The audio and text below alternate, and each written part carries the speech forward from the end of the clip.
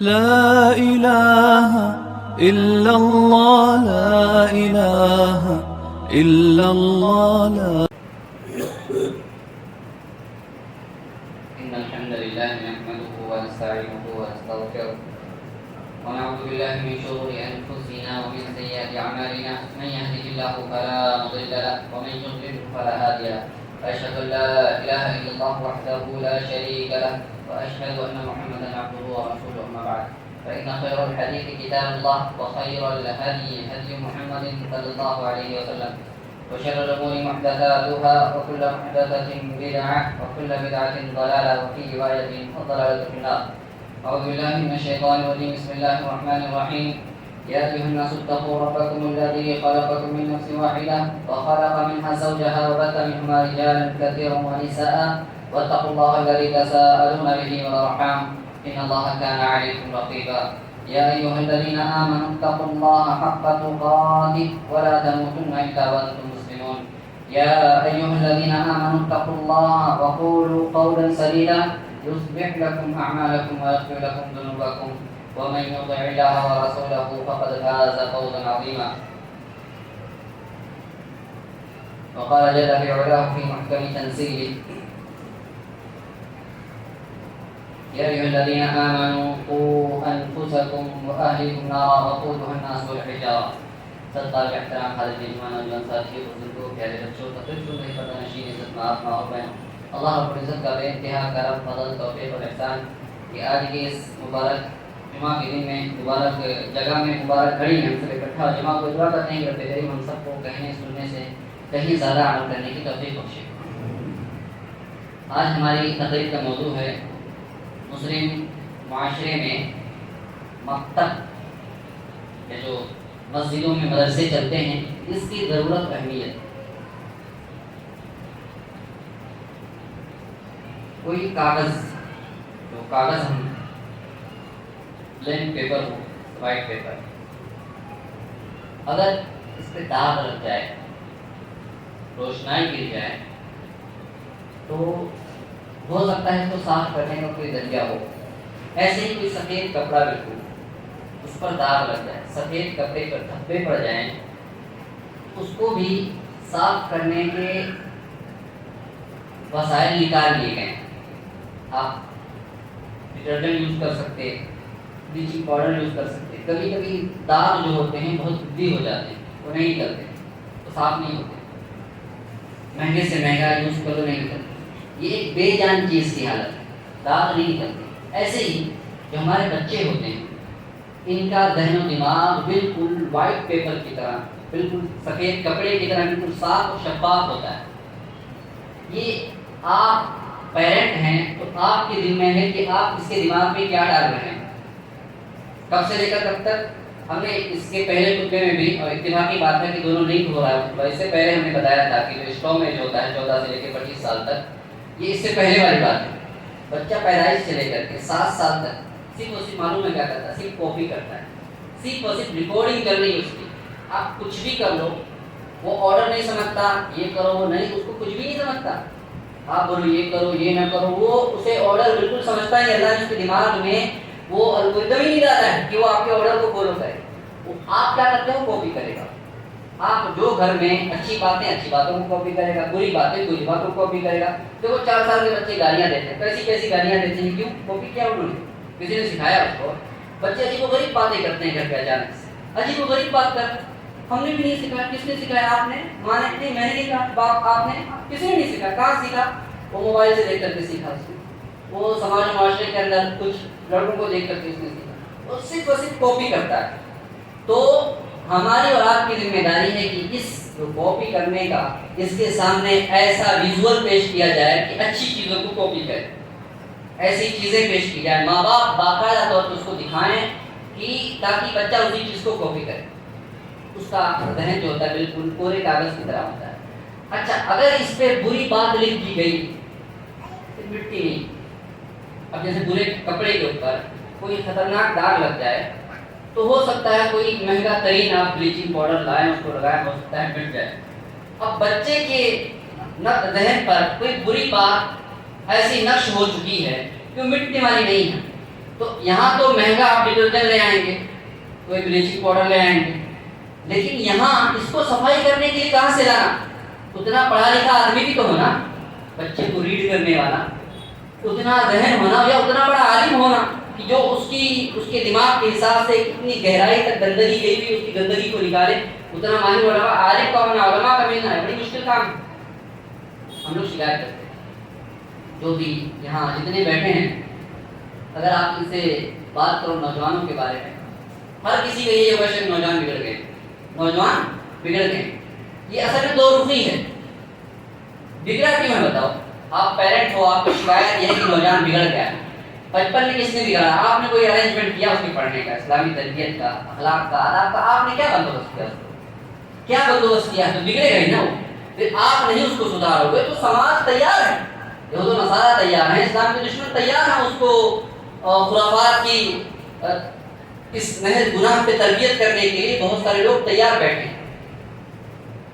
اب دیکھو ہم لوگ کہتے ہیں آدمی سب کچھ بدل سکتا ہے، آپ کو کوئی بندہ کوئی غریب مانگتا ہے، آپ اس کو کھانا کھلا دیں گے، کوئی دوست ہے ہوٹل میں لے کے چلے جائیں گے، کوئی مزید قریبی ہے آپ کا تو آپ ہو سکتا ہے اسے اپنے گھر لے جائیں، کھانا کھلا دو۔ لیکن کیا وہ شخص، اس شخص کی وجہ سے آپ اپنی سوچ بدل دیں گے؟ سوچ نہیں بدلتا آدمی، نظریہ نہیں بدلتا، کبھی نہیں بدلتا۔ جمعہ کا خطبہ سن کے بھی نہیں بدلتے لوگ، نہیں بدلتے۔ بہت مشکل ہے آدمی کا نظریہ بدلنا، سوچ بدلنا، کیونکہ پوری زندگی کا خلاصہ وہی ہے نا اس کا، وہ کیسے بدلے گا؟ آپ کو پیسہ دے دیں گے کہ ٹھیک ہے چندہ مانگنا، روز چندہ لے جاؤ، جان چھوڑو ہماری، کھانا کھا لو، جان چھوڑو، لیکن سوچ میں نہیں بدل سکتا۔ میری یہ زندگی، میرا طرز زندگی ہے، میری لائف اسٹائل ہے، میں اس کو نہیں بدل سکتا۔ کیوں نہیں بدل سکتا؟ سوال ہے بدلنا بھی کیوں؟ ہمیں کیا پڑھیے کہ ہم آپ کی سوچ کو بدلیں؟ کوئی پرابلم نہیں۔ پرابلم یہ ہے کہ وہ سوچ اسلام کے خلاف ہے، اس لیے بدلنا ضروری ہے۔ اس کو یہ سوچ آپ کی جنت و جہنم کا فیصلہ کرنے والی، اس لیے ہمیں بدلنا ضروری ہے۔ بدلنا بہت مشکل کام ہے، لیکن بدل نہیں سکتے تو کیا کر سکتے ہیں؟ جب یہ سوچ بن رہی تھی وہیں سے اس کو سدھار دیا جائے، وہی بچپن میں ہی اس کو صحیح ڈائریکشن دے دیا جائے۔ اسی لیے آپ دیکھیں اللہ کے نبی صلی اللہ علیہ وسلم نے ہمیں اسی لیے صحیح ڈائریکشن میں ڈالنے کی کوشش کی۔ اللہ کے نبی صلی اللہ علیہ وسلم نے کیا فرمایا؟ مروا ابناءکم الصلاۃ بسبع واضربوہم بعشر، کہ جب تمہارے اولاد 7 سال کے ہو جائے ان کو نمازوں کا حکم دو، اور جب یہ 10 کی ہو جائے تو ان کو مارو، ان کو مارو۔ آج جدید جو ماہرین ہیں کہتے بچوں کو مارو نہیں، ہاں اچھا بات لوگ یہ بھی آپ ایکسیپٹ کر رہے ہیں کہ وہ جو تھیوری ہے نہ مارنے والی یورپ کے بچوں کے لیے، جن کے ماں باپ پڑھے لکھے ہیں، وہ ایٹیکیٹ سارے سکھاتے، ہمارے بچوں کو ڈنڈے بنا سدھرتے نہیں ہیں بچے، ان کو مارنا ضروری ہے۔ جہاں سماج نے گند پھیلا کر کے رکھی ہو، 7 سال کے بچے وہ ایسی گندی گندی غلیظ گالیاں دیتے ہیں، ان کا دماغ اتنا گندا ہو چکا ہے، ان کو مارنا نہیں، کیا کرنا؟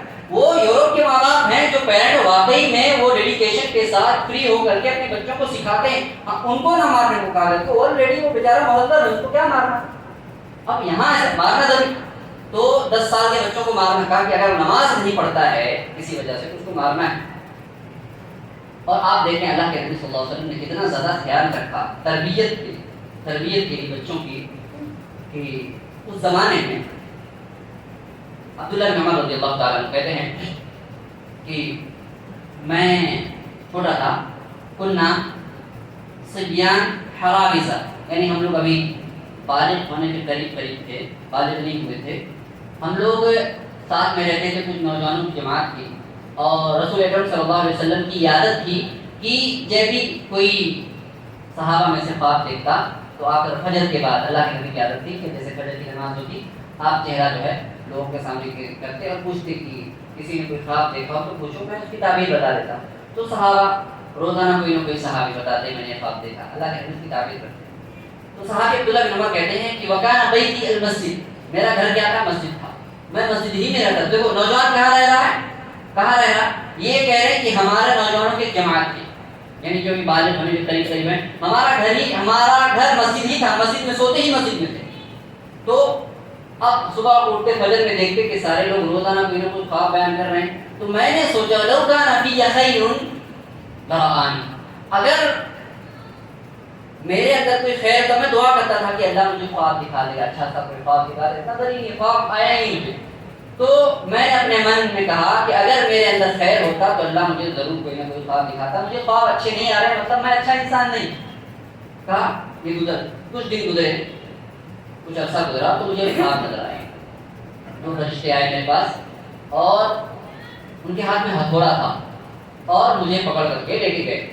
اڑا کر کے لے کے گئے کہاں؟ ایک کنواں ہے. کنویں کے اوپر 2 دیواریں بنی ہوئی جو نارملی بنی رہتی ہے, دیوار بنی ہوئی ہے. اب وہ فرشتے مجھے اس کے اوپر لے کے جا کے دکھا رہے ہیں تو دیکھ رہا ہوں تو آگ جلتی کنویں کے اندر, اور اس کے اندر کچھ قریش کے لوگ جن کو میں جان رہا ہوں, مکہ کے کچھ کافر لوگ جو اس کے اندر الٹے لٹکے ہوئے ہیں, ویسے سر نیچے پیر اوپر لٹکے ہوئے ہیں. دیکھ کر کے میں ڈر گیا اور دیکھتے ہی میں کیا کہنے لگا, اعوذ باللہ من عذاب جہنم, اعوذ باللہ من عذاب جہنم, میں اللہ کی پناہ میں آتا ہوں جہنم کے عذاب. میں کہنے لگا تو 2 فرشتے اور آیا, کہا کہ لن ترا, ڈرو مت, یہ تمہارے لیے نہیں ہے. پھر وہ کہے کہ اور لے گئے, تو اور لے گئے, میرا ہاتھ دونوں پکڑا, یعنی گویا کو اڑا کر کے لے کے گئے اور دیکھا کہ باغ ہیں, ہرے بھرے درخت ہیں, خوبصورت منظر ہے وہاں پہ دیکھ رہا ہوں. تو کہا کہ یہ تیرے لیے, لو كنت تبصر الصلاۃ, کہا کہ یہ تیرے لیے ہے اگر تو نمازیں زیادہ پڑھے گا, تو اگر تو نمازیں زیادہ پڑھے گا تو یہ تیرے لیے. اب کہتے دوسرے دن میں نے خوش ہوا کہ یہ ضرور اللہ کے نبی کو خواب بیان کروں گا. تو جب اللہ کے نبی نے پوچھا تو ہمت ہی نہیں بولنے کی, بولوں میں ہمت نہیں تھی. پھر باقی حفصہ رضی اللہ عنہ, کون ہے یہ حفصہ؟ اللہ کے نبی کی بیوی ہے, اور عبداللہ کون ہے؟ ان کے بھائی ہیں. تو یہ کون ہوئے اللہ کے نبی کے؟ تو انہوں نے حفصہ سے بیان کیا کہ میں نے ایسا خواب دیکھا. حفصہ نے اللہ کے نبی کو بیان کیا. تو اللہ کے نبی صلی اللہ علیہ وسلم نے فرمایا کہ عبداللہ سے کہہ دو نعم الرجل عبداللہ. ایک اور لڑکے ہیں, چھوٹے بچے ہیں, کتنے سال کے؟ 14-15 سال. اللہ کے نبی کہہ رہے ہیں نعم الرجل عبداللہ لو کان یصلی باللیل, لو کان یصلی باللیل, عبداللہ بہت اچھا آدمی ہے اگر وہ راتوں کو اٹھ کر نماز پڑھ لیا کرے. یہ اس کے خواب کی تعبیر ہے کہ مطلب تمہیں ایک خواب آیا, تم اچھے انسان, اس بات تم ابھی کہہ رہے تھے نا, سوچ رہے تھے من میں کہ تم اچھے انسان نہیں ہو, تم بہت اچھے انسان ہو. کون گواہی دے رہا ہے؟ فرشتہ بھی کہہ رہا ہے اور رسول اکرم بھی کہہ رہے ہیں. رسول نے گواہی دی تھی بات کا, کہا کہ رسول کہہ رہا ہے کہ آدمی بہت اچھے ہو تم, اور بس کام یہ کرنا نماز رات میں تھوڑا سا فجر تو پڑھ لیتے ہو, تاکہ تھوڑا سا پڑھ لیا کرو. تو کہتے ہیں فَكَانَ لَا يَنَامُ مِنَ اللَّيْلِ إِلَّا قَلِيلًا. سالم ان کے جو غلام ہیں وہ زندگی بھر کی پوری گواہی دے رہے ہیں. فَكَانَ لَا يَنَامُ. اب دیکھو لفظ اللہ کے نبی نے کتنا کہا, نعم الرجل عبداللہ لو کان یصلی باللیل. 5 ورس پہ مشتمل ایک جملہ کہا. اس جملے نے, اس خواب نے آپ عبداللہ کی زندگی بدل دی. اور کیا ہوا کہ فَكَانَ لَا يَنَامُ مِنَ اللَّيْلِ إِلَّا قَلِيلًا. عبداللہ رات کو سوتے ہی نہیں تھے, الا قلیلا, تھوڑا سا سوتے جتنے سے راحت مل جائے, کمر سیدھی ہو جائے, رات بھر اللہ کی بات کی. یہ نوجوان کتنے سال کی عمر ہے؟ 15-16 سال کی. یہ کہاں سے تبدیلی آئی؟ جب فجر پڑھا کرتے تھے. یہ فجر پڑھ کیوں پڑھ رہے ہیں؟ کیونکہ مسجد ہی گھر ان کا, زیادہ وقت مسجد میں گزر رہا ہے. اور ہماری اولاد کا وقت کہاں گزرتا ہے؟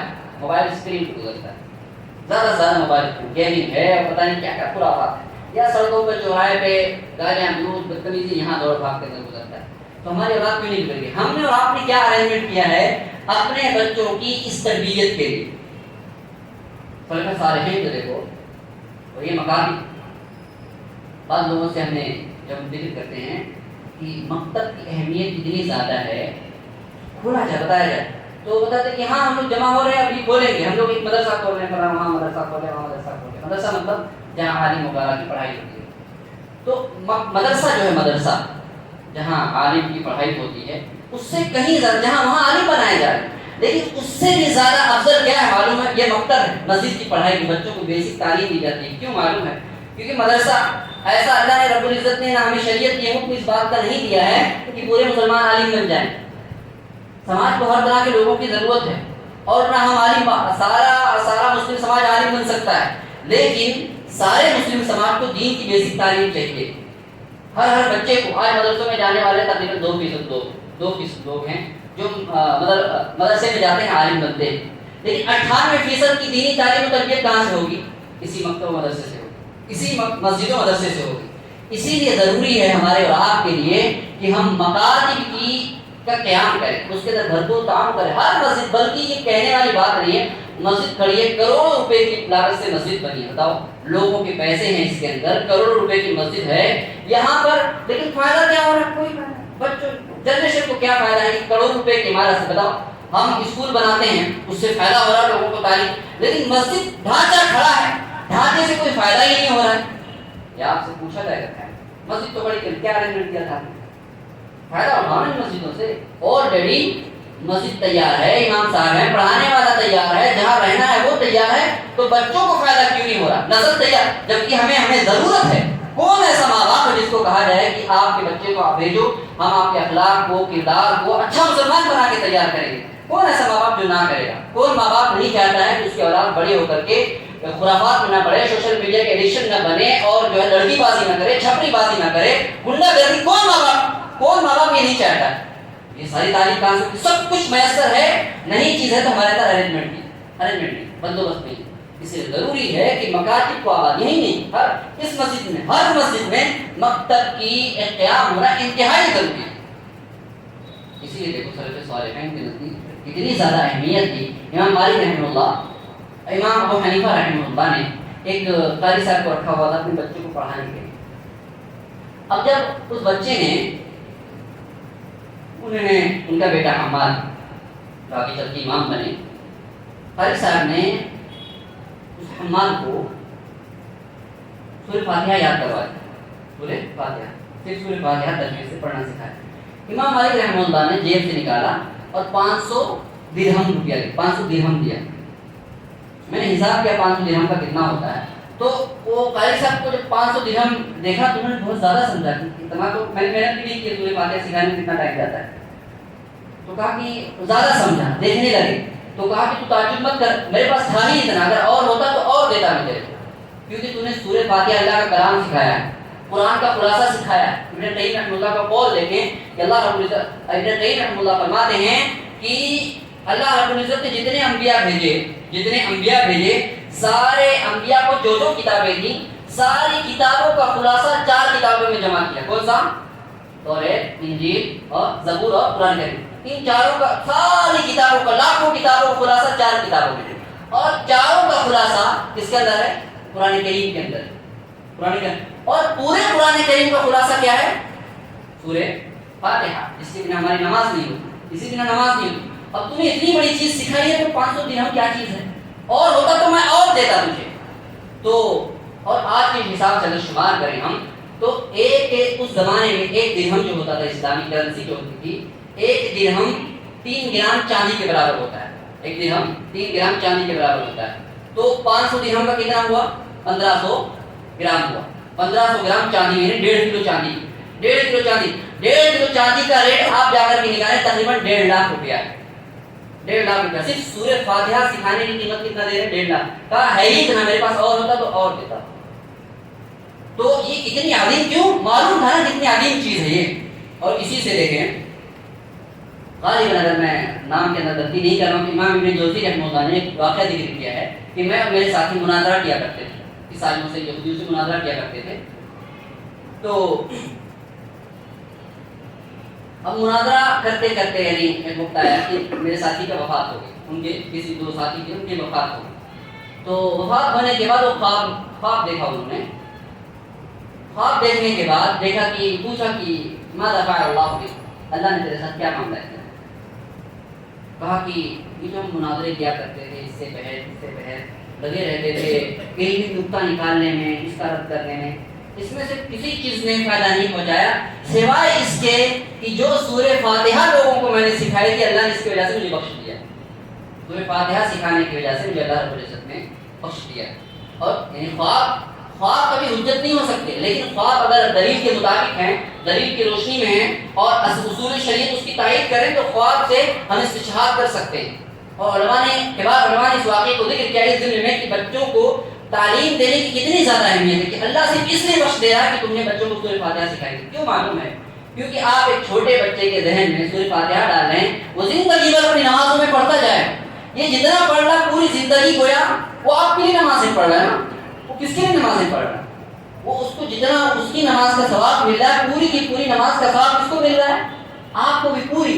آپ نے 10 بچوں کو نماز سکھایا, سورہ فاتحہ سکھایا. یہ سورہ فاتحہ 60 سال 70 سال جب تک نماز پڑھتا رہے گا تب تک آپ کو برابر ثواب ملتا رہے گا آپ کی موت کے بعد. تو کتنا بہترین صدقے جاری, اسی لیے اللہ نے بخش دیا. اسی لیے علماء کرام نے کہا کہ سورہ فاتحہ سکھانے کا موقع, اگر آپ ماں باپ آپ کے گھر میں اولاد ہے, سورہ فاتحہ کم سے کم سورہ فاتحہ سکھانے کا موقع آپ کسی دوسرے کو مت دو, آپ خود سکھاؤ.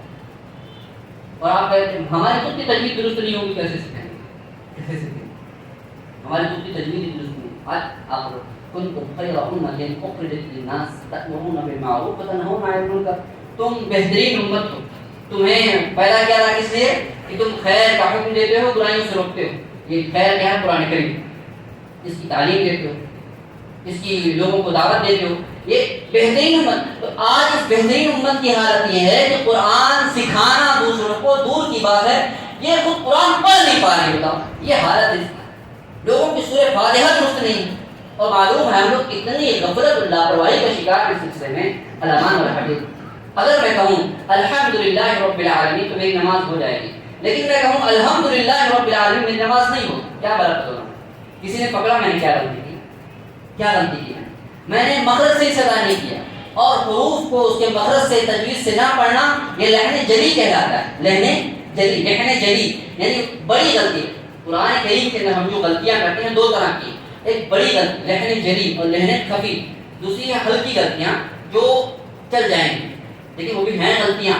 لہن جلی یہ ہے کہ آپ ہا کو ہا پڑھیں، صاد کو سین پڑھیں، ضاد کو جیم پڑھیں. اس طرح کی غلطیاں ہیں جو مخارج ان کو حروف سے ادا نہ کرے. لہن جلی ہے.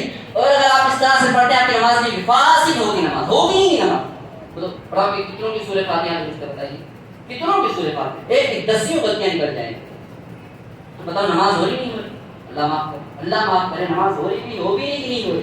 ایک تو ہم مشکل سے مسجد میں آتے جمعہ وہ بھی نماز نہیں ہو تو بدقسمتی کیا ہو سکتی ہے اس سے زیادہ کہ نماز ساری دنیا سیکھ لی، دنیا کے ہنر سیکھ لیے، گن سیکھ لیے، کیسے پیسہ نکالنا ہے، کیسے کیا کرنا ہے، کہاں انویسٹ کرنا ہے اور کیا ٹیکنالوجی ہے، کیسے کوڈنگ کرنا ہے، موبائل کیسے، ساری دنیا سیکھ لی. نہیں سیکھا تو اللہ کا کلام نہیں سیکھا. اور کتنا پورا کلام نہیں سیکھنا ہے آپ کو.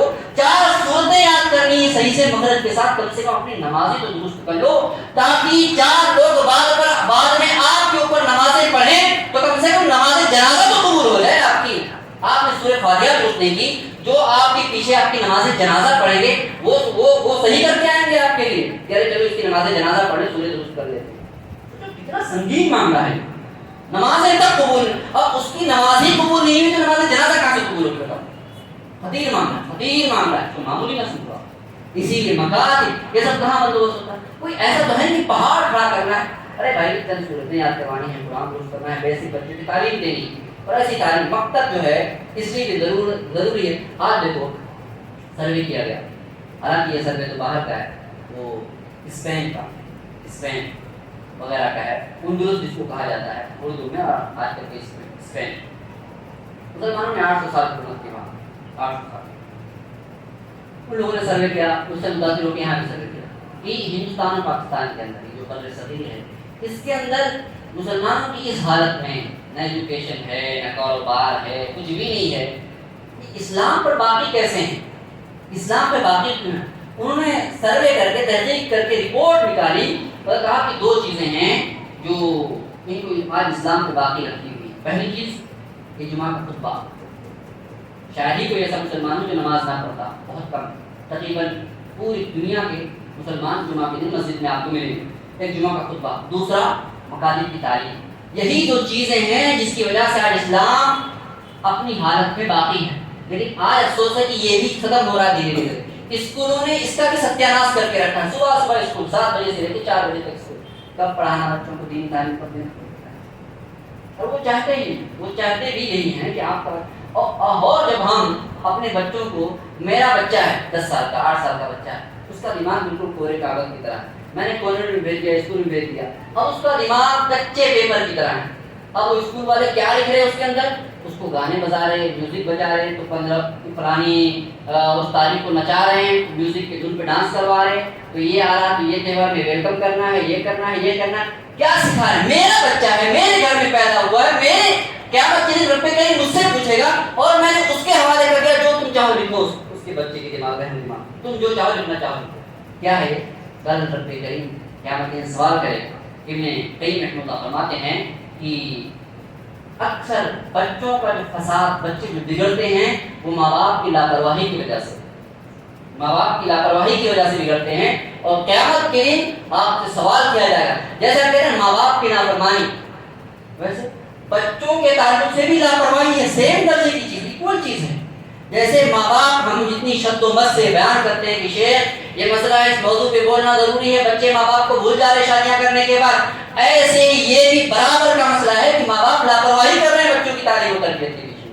آپ یہ کرو گے تو یہ ہوگا، یہ نہیں کرو گے تو آپ رو گاؤ، بڑھاپے پہ روتے رہو، گاتے رہو، کوئی فرق نہیں پڑتا. آپ نے تربیت کی اسلامی. اور آپ دیکھو لقمان حکیم نے کیا کہا، وَإِذْ قَالَ لُقْمَانُ لِابْنِهِ وَهُوَ يَعِظُهُ يَا بُنَيَّ لَا تُشْرِكْ بِاللَّهِ. سب سے پہلے کیا سکھایا؟ عقیدہ سکھایا، ایمان سکھایا، اسلام سکھایا، شرک نہیں کرنا. جیسے ہی یہ بات اللہ نے لقمان کی اس بات کو کوٹ کر کے بات کو ختم کیا، فوراً کیا کہا، وَوَصَّيْنَا الْإِنسَانَ بِوَالِدَيْهِ. جیسے ہی لقمان نے عقیدہ سکھایا، ایمان سکھایا، اللہ کا حق سکھایا، توحید سکھایا، ویسے ہی ہم نے انسان کو وصیت کر دی، دیکھو اپنے والدین کے ساتھ کیا کرنا، حسن سلوک کرنا. مطلب یہ ہے کہ تم اپنے بچوں کو اللہ کا حق سکھاؤ گے، رب کریم آپ کے اولاد کے دل کے اندر آپ کے حقوق آٹومیٹک ڈال دے گا، آٹومیٹک ڈال دے گا.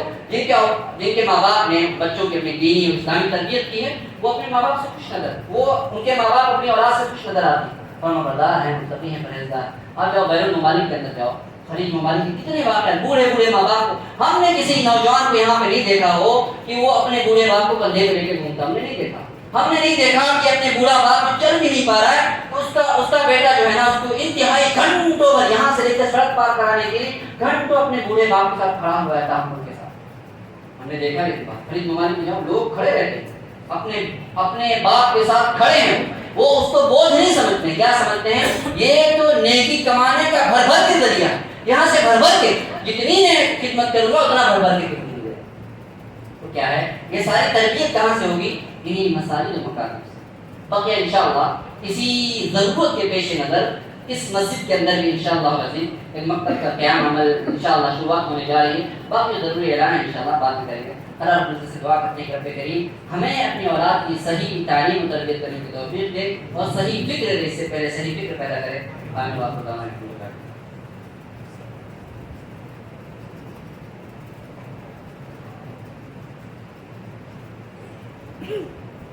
الحمد لله نحمده ونستعينه ونستغفره ونعوذ بالله من شرور انفسنا ومن سيئات اعمالنا، من يهده الله فلا مضل له ومن يضلل فلا هادي له. اشهد ان لا اله الا الله وحده لا شريك له واشهد ان محمدا عبده ورسوله. اما بعد فان خير الحديث كتاب الله وخير الهدي هدي محمد صلى الله عليه وسلم. اما بعد ان الله وملائكته يصلون على النبي يا ايها الذين امنوا صلوا عليه وسلموا تسليما. اللهم صل على محمد وعلى ال محمد كما صليت على ابراهيم وعلى ال ابراهيم انك حميد مجيد. اللهم بارك على محمد وعلى ال محمد كما باركت على ابراهيم وعلى ال ابراهيم انك حميد مجيد.